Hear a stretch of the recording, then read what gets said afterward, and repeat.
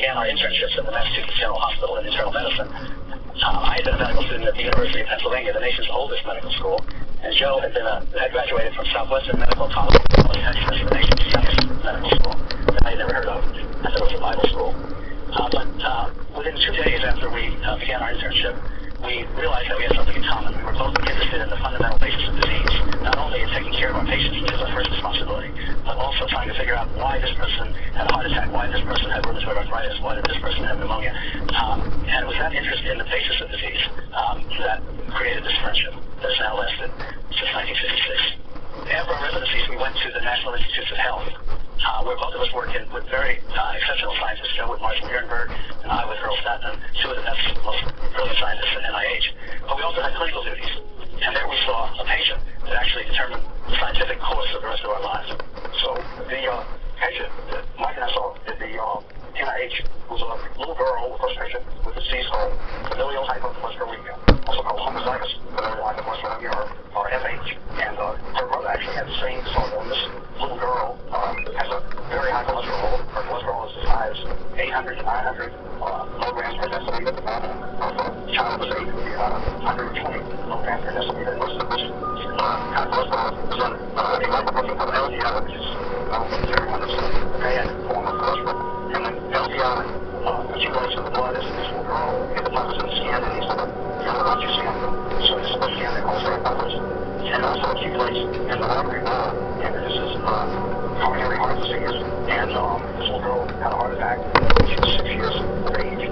Now, this little girl had only an elevated LDL. She had no high blood pressure. She had no diabetes. She didn't have a type A personality. Her only risk factor for having a heart attack at age 6 was this high level of LDL. So this is one of the best examples of a disease where we really know the cause. And the cause of the disease in this little girl is an increased level of her LDL.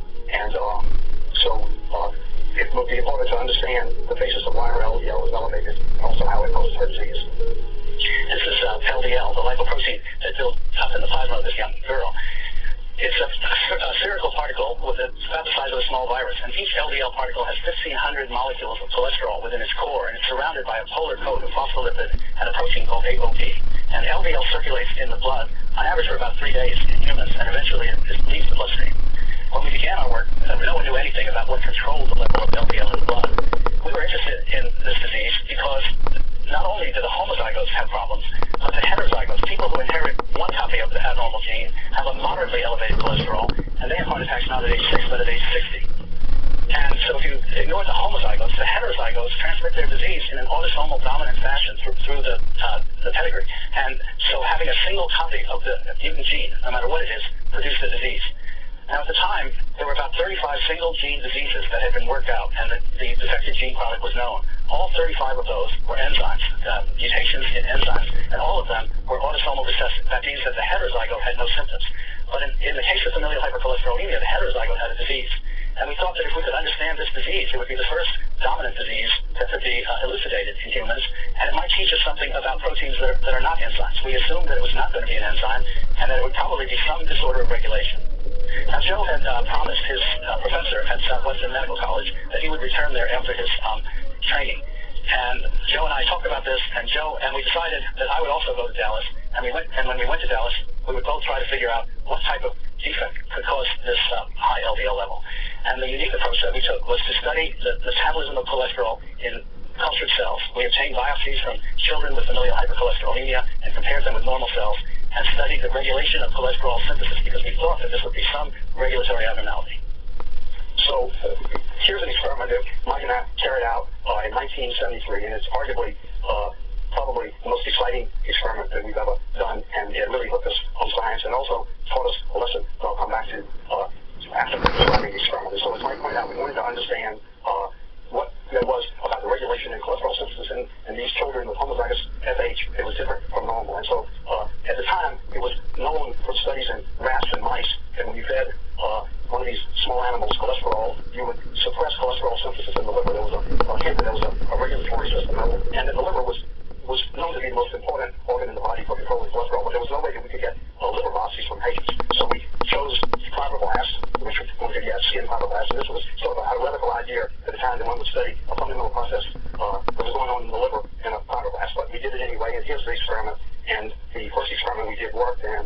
was really quite dramatic. So what we did is to compare fibroblasts grown in fecal cat serum, which contains LDL from a normal subject, and one of these children with homozygous familial hypercholesterolemia. And you can see in the red curve on the left that the level of the cholesterol synthesis was very low, almost undetectable. Now, as a surrogate for cholesterol synthesis, we use the enzyme HNG-CoA reductase, which has been known from these animal studies to be a key rate-controlling enzyme in the cholesterol biosynthetic pathway. So we were able to set up an assay for this enzyme, and we would, after incubating the cells with this fecal cat serum that contained LDL, we would make extracts and do the measurement. So you can see that at 0 time, in the red curve, the level was very low. And then when we removed the serum and the LDL from the media over the next 24 hours, the enzyme activity of the normal cells in red went up 50 to 100-fold. And then on the right panel, when we added LDL back, you can see that very high level of the enzyme HNG-CoA reductase came down to the basal level when the LDL was added back. So this in itself was a very interesting experiment in the normal, because it told us there was an effect of LDL cholesterol on regulating the activity of this enzyme that reflected the cholesterol biosynthetic pathway norms. But that itself was exciting, but the real dramatic result was when this result in the normal was compared to the FH homozygous formula. You can see that at 0 time, the presence of fecal cat serum and LDL, the level of the enzyme HNG-CoA reductase cholesterol synthesis was 100 times higher than in the normal. And it didn't change no matter what we did. And when we removed the LDL, it stayed high, and when we added LDL back, it stayed high. So this was really dramatic. It was really all or nothing. Now, that was one of the things I think not only was it an exciting result, but it sort of taken us to that we were really interested in all future experiments to see big changes. We don't usually see changes 100-fold, but at least it told us that one had to have really a big change to really work out something. Now, our simplest interpretation from this result that Mike and I sat down and tried to deal with it after 24 hours of being on the wall or off the wall of the site, we decided that the simplest interpretation was that the FH homozygous cells had a mutation in their enzyme HNG-CoA reductase that rendered the enzyme resistant to feedback regulation by cholesterol. So we said, okay, well, if that's true, then we should be able to add cholesterol, not in LDL, but in ethanol, and we get the same result. But then when we did that, the curve, the yellow curve, the FH homozygous came down from this 100-fold, just like the normal. And so the normal and the FH homozygous cells are now responding to cholesterol and ethanol, whereas the FH homozygote did not respond to the LDL. So that then told us that our original hypothesis was wrong, and now we have a new hypothesis that said that the defect in the FH homozygote was a failure to extract the cholesterol from LDL. So how does a normal cell, this now became the question, how does a normal cell extract the cholesterol from LDL? So we radio-labeled LDL with iodine-125 and incubated it with a fibroblast. And what we saw was that when we incubated the LDL with normal fibroblast, there was high-affinity cell surface binding that was saturable, as shown by the red line on this slide. But when we incubated the LDL with the FH homozygote fibroblast, there was no binding. So the problem was there must have been a receptor on the cell surface that binds LDL, and the FH homozygote cells lacked this receptor. Now, this was 1974. It was the very, very early days. Receptors were kind of theoretical concepts. How they work was, there was very little known about how they actually work. But we went one step further. When we incubated the cells with I-125 LDL, we followed what happened to the LDL after the binding reaction, and we were shocked to find I-125 LDL was totally degraded. The protein was degraded down to amino acids. And the only way that could happen would be if the LDL had been taken into the cell and degraded in the digestive organelle of the cell, which is the lysosome. So once we knew that there was a putative receptor on the surface of the cells, we advanced the concept of an LDL receptor pathway in which LDL bound to receptors on the cell surface in specialized regions called cognitives. And our colleague and collaborator, Richard Anderson, was able to demonstrate by electron microscopy the localization of ferritin-labeled LDL in these cognitives. Cognitives are only about 2% of the cell surface of the fibroblast, and so it's a very specialized region for rapid endocytosis and internalization of proteins like LDL. So once the LDL bound to cognitive, the cognitives controlled from proteovesicles, which delivered the LDL to endosomes and then ultimately the lysosomes, where the LDL was degraded and the cholesterol was released, and that cholesterol was then used by the cell for membrane synthesis. So we now knew from the LDL receptor pathway that in addition to obtain cholesterol from cholesterol synthesis, cells could also obtain cholesterol through receptor-mediated endocytosis of LDL. And this cholesterol, and not only was used for the synthesis of plasma membranes, but also it exerted a feedback regulation on the enzymes involved in the cholesterol biosynthetic pathway, and it also exerted a feedback suppression on the gene for the LDL receptor. So one had a coordinate feedback regulatory system based on those LDL and the synthesis. So what happens in the FH homozygous cells that lack LDL receptor? How do they obtain their cholesterol for membrane synthesis and maintain cholesterol homeostasis? So in these cells, they rely virtually completely on the cholesterol biosynthetic pathway, and that is their source of cholesterol. So the cell is happy because the cell has its cholesterol for its membrane synthesis, but it's all at the expense of an elevated LDL in the bloodstream, which is the root of this disease, familial hypercholesterolemia, when the LDL goes up and ultimately deposits in the skin. These enzymes that the artery wall produce atherosclerosis. So over the next few years, we were able to define in detail the pathway by which LDL delivers the cholesterol to cells, and it's shown on this slide. After binding to the receptor-encoded PITs, the LDL is internalized and it's delivered to endosomes. And within endosomes, there are proton pumps that acidify the interior of the endosome. That causes a conformational change in the receptor so that it releases the LDL particle. The LDL is then carried further into lysosomes, where it's totally degraded and the cholesterol is liberated for use to make new membranes. LDL-derived cholesterol is also used for steroid hormones, bile acids. It's used to make new lipoproteins, and as Joe mentioned, it exerts regulatory action. So the LDL-derived cholesterol is really important biologically. After the LDL dissociates from the receptor returns to the cell surface in a recycling endosome. And each of these, each LDL receptor makes one trip into and out of the cell every 20 minutes, and it makes hundreds of trips during its lifetime. And each time it carries an LDL particle with 1,500 molecules of cholesterol estrogen. We gave this process its general name, which is receptor-mediated endocytosis. And after we had described the system for LDL, it turned out that other scientists found that other proteins bound to their own receptors on the surface, but they were taken in and into the cell in the same way as LDL. And the examples include hormones such as insulin, transport proteins such as transferrin, which transports iron, and the protein that transports vitamin B12. So receptor-mediated endocytosis turned out to be a general property of all cells, at least all nucleated cells. And it's interesting that we had no idea that we would stumble into something that was so general, because all we wanted to do was figure out what was wrong with these children with FH. So, this slide shows what we look like when we started and what we look like now. I think it's important for any young people looking at this video not to picture us the way we are now, as shown on the right, but picture us as we were in 1972, when I was 31 years old and Joe was 32 years old.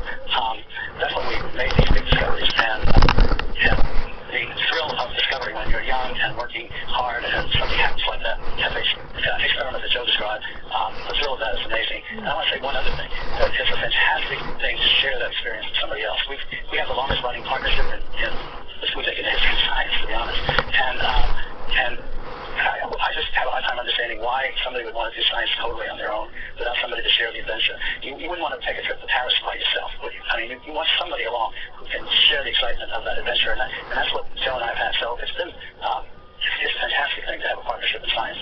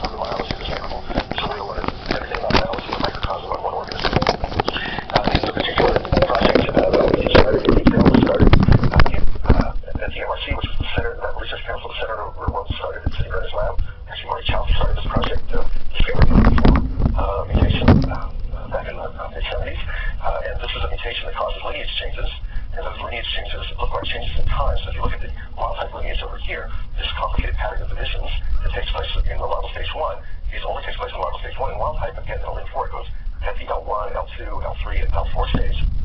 Keeps reiterating. So this animal is retarded. It never really gets to the adult stage. It always has patterns of division as if it's a larval animal. And what really sort of launched this project to be really important to do was when Victor Ambrose began to work on it when he was a postdoc in Bob Horvitz' lab in the early 80s and discovered the gene Lin14 could suppress mutations in Lin4. So if you take this complicated set of divisions that are temporally aberrant, and instead of doing L1, L1, L1, it would go straight to L2, and therefore have a pattern of divisions distinct in time. And this allowed him to infer that Lin4 was a negative regulator of the gene Lin14 to set up this how developmental timing works. And so Victor and I worked together as postdocs on this project to try and figure out how Lin4 and Lin14 form a regulatory axis to set up the timing of the animal. So we together identified the genetic locus, the actual molecular basis of Lin14, and the first thing we figured out was that mutations that activate the Lin14 gene are mutations not of the overreading frame of the gene here, downstream of the overreading frame, but actually mutations in the 3' translated region or a translocation of the 3' translated region that takes these conserved regions shown in gray and either deletes them or translocates them away. So that's it. There's an off switch on the Lin14 gene, this part of the off switch, and the way it gets turned off is by this negative regulator Lin4 shown here. And so what was Lin4? The key breakthrough here came out of Victor's lab. He was an assistant professor at Harvard, and what his lab figured out, Rosalind Lee had a lot to find out with Victor, was that Lin4 didn't code for a protein at all. It codes for a very small RNA. This 22 nucleotides one is shown in the gray box here. The precursor of Lin4 is shown as this double-stranded RNA. And this RNA is upregulated right at the time of L1, which fits with the phenotype that what we were studying. So after the Ambrose lab figured out that Lin4 encodes a tiny RNA, Victor and I compared the sequence of his Lin4, I'll show on the bottom strand here, to the sequence of Lin14, assuming that it might be a direct interaction. You never know if it's direct or indirect in biology, but let's assume simplicity. And so we could immediately see that there were 7 different sites on the Lin14 UTRs. They're numbered 1 through 7 here. And for example, here's number 1, and that's shown over here. There's the top strand is Lin14, the bottom strand is Lin4. And in every case, there was duplex, but you can notice it's not a perfect duplex. So Lin4 will bulge C here, will bulge A, C, C, U, C, A over here.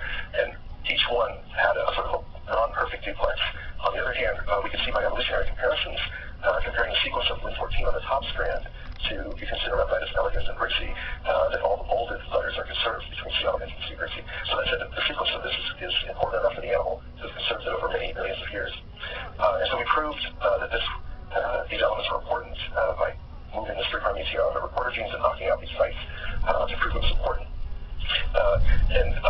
This was the first example of a regulatory RNA that was that small in the case of Lin4. And it was much smaller than any other regulatory RNA. For example, the uRNA, so there were more like 100 nucleotides in between. And the developmental biology community, the community we were a part of, included, for example, many C. elegans geneticists and software geneticists. They paid attention to this, so guys haven't been talking about this work, things like that.